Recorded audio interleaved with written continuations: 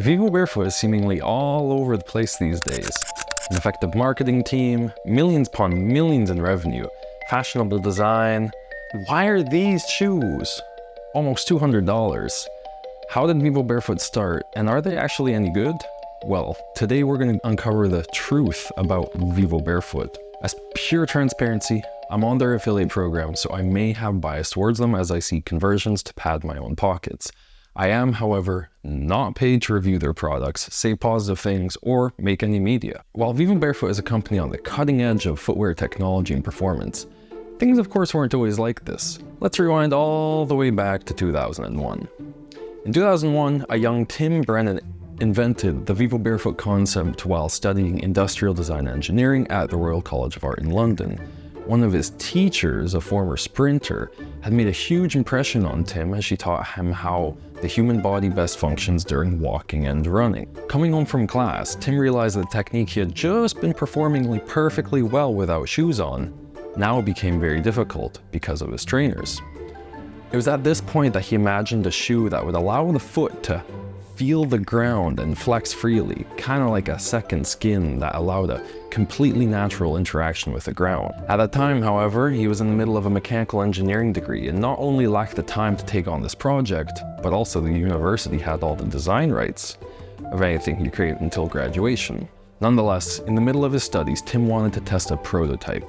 A tennis fanatic playing 20 matches a month, he modified some of his trainers after twisting his ankles over a dozen times on the tennis courts. Not having much in the way of materials, he cut off the sole of one of his trainers and replaced it with a tennis racket cover. The first prototype was born. Upon his graduation in 2002, he approached many major shoe manufacturers for a year, but none were interested. While he had all but given up, one of his opponents struck up a conversation about his really strange looking shoes. This led to an introduction to Galahad Clark, who agreed to produce Tim's Vivo shoe under license.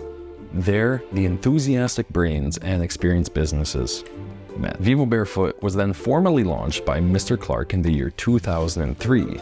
Galahad Clark, an 8th generation heir of the Clark shoe manufacturing family, had the much needed business expertise and connections. Things went slowly at first, and after 2 years and $150,000 in research, Clark launched Terraplan's Vivobarefoot line in 2004-05. As Galahad once put it, the biomechanical masterpiece is the foot, and the technology we've been using has been developed over the past 6 million years. It wasn't until 2009 the revenue hit 12 million, the same year the famed book Born to Run was launched.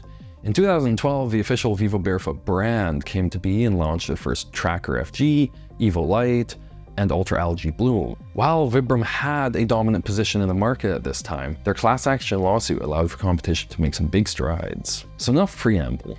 Is barefoot just a trend? And while some sources say, yeah, I'm partial to agree, people are always trying to look cool and be different. But it's undeniable in my head that transitioning to barefoot training and footwear literally changed my physical health life dramatically. I mean, come on, which trend is better? These chunky, leg deforming shoes or minimalist shoes which help connect you to your biomechanical past? Trend or not, I truly believe minimalist footwear to be the future for health. We've gone so far in the wrong direction, it's almost comical. Hell, Nike and Adidas had the tape over my eyes for a really long time. Time to get rid of these crappy giants. What about their materials and technology? Well, wild hide leather, merino wool, algae, rPET, cordura. But material and technology sourcing. Leather, wool, algae, how the heck is all this sourced? Who makes these shoes and where, ethical or not? Well, impressively, Vivobarefoot provides sourcing information for a lot of their models. Where the leather comes from, if their merino wool is harvested ethically, where the shoes are made, and how. They make a good effort to use recycled materials. Many of their shoes are manufactured in different places like Portugal, Ethiopia, Vietnam, depending on the model. This is likely due to complex supply chain logistics. It costs a lot to run a business. With a little bit of that information, it might make more sense why these shoes cost over $150 instead of $50 now. There is a huge cost to running a business, overhead like employees, storefronts, returns, advertising, etc. Furthermore, how much material costs, research and development, etc. is. While Vivobarefoot themselves don't actually invent materials, it's really expensive, they teased working with 2 new biomaterial companies, even a mycelium foam, which I'm super in for, away with Gore-Tex and in with Shroomtex. Now, for my feet personally, they fit exceptionally well, perform even better, and look pretty decent at the same time. Not to mention their new 3D printing Vivo Biome service. They're truly on the cutting edge of biomechanical technology. I mean, letting our feet function as they should, that's the ultimate technology. By the way, this video took a long time to produce, from research to color grading. I appreciate a ton if you use my code or subscribe to help me out. I don't make much money to help buy this studio, so that would help a ton. Okay, Fiscal and Sustainability Report Analysis. As we can see clearly in their Fiscal and Sustainability Report, they are actually hardly pushing much profit in the last few years, even if they've jumped from 8.5 million quid to 49.4 million quid of sales value and revenue in just a few years' time. In fact, I'm really impressed. They even provide information of their employee turnover rate, their demographics, their pay rates, and honestly, this is seriously outstanding and fascinating to read. Now, in terms of sustainability, they've done really amazing to disclose their greenhouse gas emissions, though they have not collected data yet on their air pollution, water pollution, solid waste, etc. I'm very curious to see the results here. Of course, though, the Revivo program, send in your old shoes, only certain models for now, for a repair or resale is great to see, and it's growing quite quickly. I'm always happy to see companies like Patagonia and Alpkit do this to keep shoes and gear out of the landfill, and so I could save a few dollars.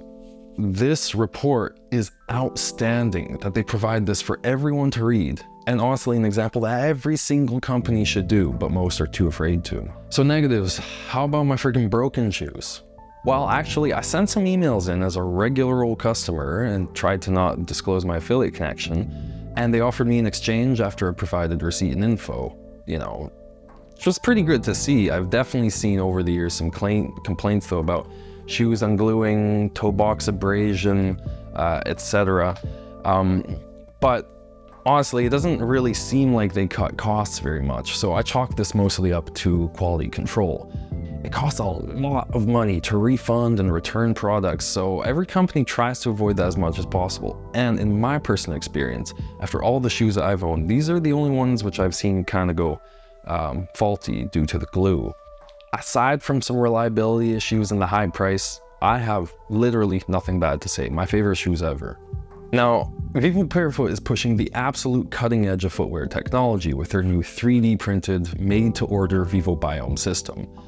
Alongside using the absolute best in material technology, a strong sustainability ethos, and transparency that breathes, I'm actually really happy to consume from a company like this.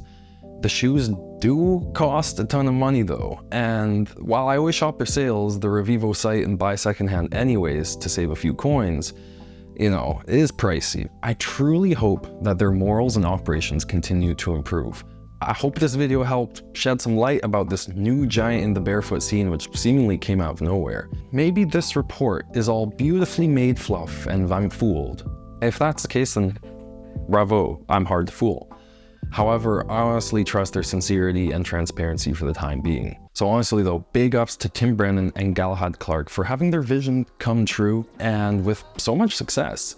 By the way, again, this video took a long time to produce, from research to grading, and I seriously appreciate it a ton if you use my code or subscribe. Please click that link down there if you're gonna buy Vivobarefoot shoes. I don't make much money. If you're curious about Vivobarefoot shoes, check out my ultimate Vivobarefoot buyer's guide. I go over most of their best models to help narrow it down very quickly for you. Also my guide on how to size for Vivobarefoot shoes, and most importantly of all, how to safely transition to barefoot shoes. I go over a bunch of exercises, frequently asked questions, and so forth. So check that video out there. Anyways, thanks so much for watching, and help a brother out, and have a warm, peaceful day. Bye.